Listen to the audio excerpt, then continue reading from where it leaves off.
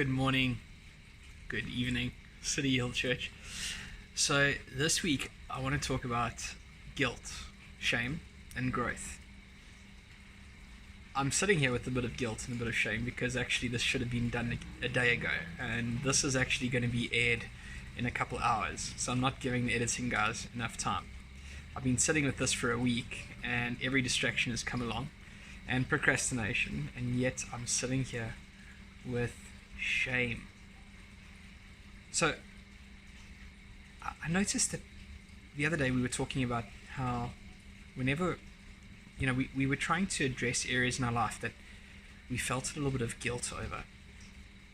We felt we could improve ourselves, and it's funny how every time we found something to improve on, there was an essence of, oh no, I'm not perfect, I'm not good enough, I need to improve on this.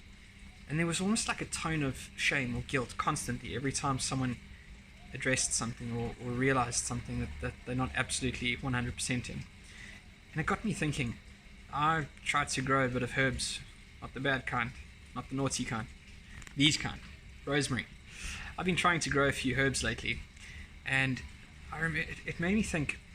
I remember when I bought my first rosemary bush, I don't know, a couple of years ago. It was this tiny thing in a little black packet, and a bit of soil, and from the nursery that you sort of pick up.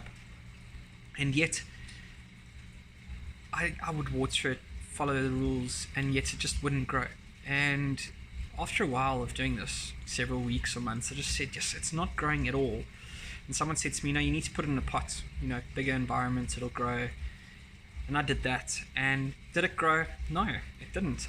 And why, I don't know. Anyways, I decided, well, you know what, if this is how rosemary is going to be, then I'll just buy a few more bushes.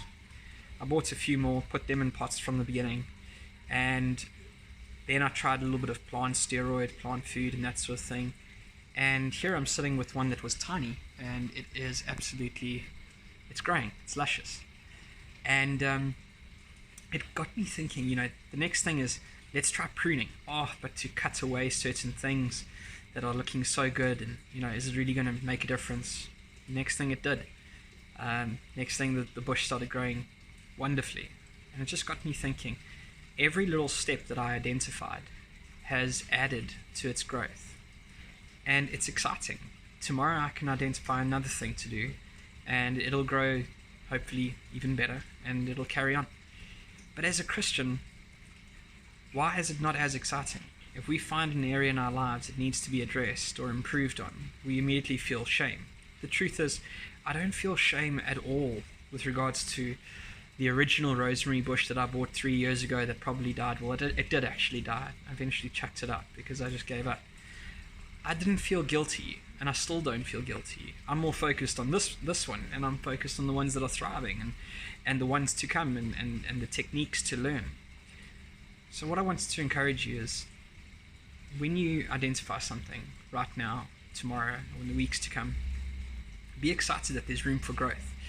And let's not walk in shame of areas in our lives that aren't perfect, and how we could have spent the last 5 weeks or 5 years, 50 years.